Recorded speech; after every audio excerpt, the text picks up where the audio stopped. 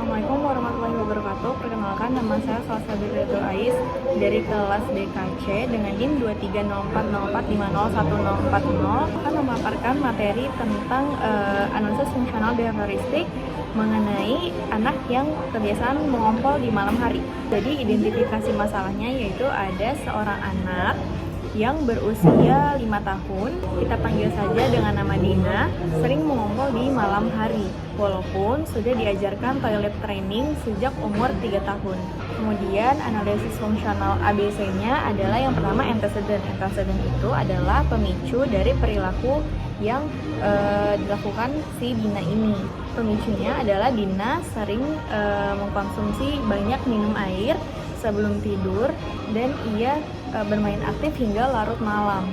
Kemudian si Dina juga tidak diajak buang air sebelum tidur. Behaviornya perilaku yaitu si Dina ini jadi mengompol pada malam hari. Konsekuensinya si Dina dimarahi oleh orang tuanya, tapi orang tuanya Dina juga tetap menggantikan spraynya Dina, piyamanya Dina, memandikan Dina tanpa meminta Dina bertanggung jawab atas perilakunya.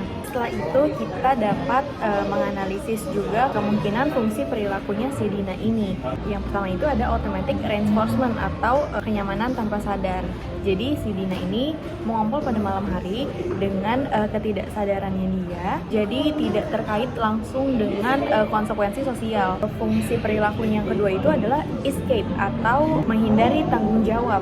Jadi setelah mengompol, Dina tidak perlu ke kamar mandi untuk membersihkan dirinya, mengganti piyama, dan malah mendapat perhatian ekstra meskipun berupa perhatian negatif, yaitu dimarah-marahi orang tuanya.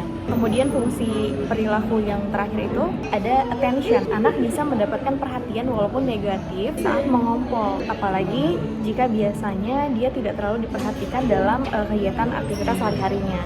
Kemudian intervensi berdasarkan analisis yang pertama itu, kita harus memodifikasi antecedentnya dulu, pemicunya dulu. Yang tadinya Dina meminum banyak air sebelum tidur, kita sebagai orang tua harus mengingatkan Dina untuk batasi asupan cairan 1-2 jam sebelum Dina tidur. Kemudian yang tadinya tidak dibiasakan ke kamar mandi untuk buang air sebelum tidur, ajak ke toilet sebelum tidur dan buat itu menjadi rutinitas. Dan gunakan pengingat berupa timer atau visual chart untuk membantu anak mengingat. Kemudian intervensi yang kedua itu mengubah konsekuensi. Hindari memarahi secara berlebihan, karena memarahi anak saat perilaku mengompol itu tidak akan efektif, tidak akan membuat sang anak akan bangun dengan kondisi celana kering esok harinya, tetapi malah membuat si anak stres. Bisa jadi dia akan takut tidur atau sebagainya. Kemudian jika mengompol, bantu anak membersihkan dirinya. Libatkan anak sesuai usianya, semisal membantu mengganti piyama. Perubahan konsekuensi yang selanjutnya itu kita harus memberikan reward atau pujian saat anak bangun dengan kondisi celana kering. Intervensi yang selanjutnya itu ajarkan perilaku alternatif. Latih anak untuk bangun jika merasa ingin buang air kecil. Bisa dibantu dengan alarm toilet training. Dan yang terakhir, ajarkan cara meminta bantuan di malam hari jika ia ingin buang air. Nah, kenapa sih perilaku mengompol ini bisa diintervensi dengan pendekatan behavioristik? Karena yang pertama, kata kunci behavioristik itu bisa diamati, bisa diukur, dan berkaitan dengan pola. Ketiga ini memiliki arti yang berarti terstruktur. Behaviorisme juga menekankan pada apa yang tampak, dapat dilihat dan dapat diamati, bukan pada pikiran atau perasaan seperti psikologis atau kognitif. Mengompol adalah perilaku yang nyata dan bisa diukur, terjadi atau tidak terjadi, kapan, berapa kali, dan dalam kondisi apa. Ini semua bisa diukur melalui pendekatan behavioristik. Alasan yang kedua, perilaku mengompol ini bisa dibentuk melalui pola sistematis. Behavioristik percaya bahwa suatu perilaku bisa terbentuk karena adanya stimulus dan diperkuat oleh konsekuensi. Misalnya, jika anak mengompol, ia akan mendapat perhatian lebih. Ini bisa memperkuat perilaku itu dibuat secara tidak sengaja. Tapi sebaliknya, jika diberi reward ketika bangun dengan kondisi celana kering, itu bisa memperkuat perilaku positif. Alasan yang ketiga, membantu cari pola dengan analisis fungsional ABC. Dalam behaviorisme, kita cari fungsi perilaku, apakah anak ini mengompol karena pertama ingin perhatian, yang kedua murni karena terbentuk dari kebiasaan biologis atau cara belajarnya, Atau yang ketiga, menghindari tanggung jawab seperti harus selalu bangun sendiri. Menghindari bangun sendiri itu jika pada malam hari anak mengompol dan setelahnya orang tua segera datang mengganti spray, merawatnya, memandikannya, menggantikannya piyama, maka anak tidak perlu mengurus dirinya sendiri. Jadi dia tidak belajar untuk bangun sendiri ketika merasa ingin buang air. Ini akan menjadi pembentukan kebiasaan karena anak mendapatkan perawatan atau perhatian lebih ketika ia mengompol. Ia secara tidak langsung mendapatkan keuntungan dari perilaku tersebut. Dalam hal ini konsekuensi seperti perhatian ekstra, tidak ada kewajiban untuk melakukan itu kepada diri sendiri, berfungsi sebagai penguat atau reinforcement untuk terus mengompol.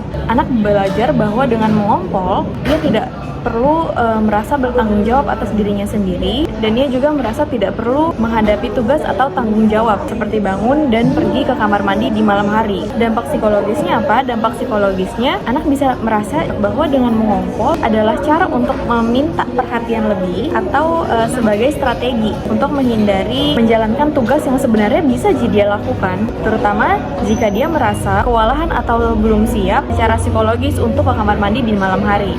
Nah, dengan cara ini intervensinya juga bisa lebih terarah, bukan hanya sekedar melarang atau memarahi. Kemudian alasan lainnya kenapa perilaku mengompol bisa diintervensi kepada pendekatan behavioristik, karena behavioristik menyediakan teknik intervensi yang sistematis. Behaviorisme menyediakan strategi konkret seperti yang pertama, positive reinforcement, yaitu memberi hadiah ketika perilaku positif itu muncul. Selanjutnya ada memperkuat langkah-langkah kecil menuju perilaku yang diinginkan.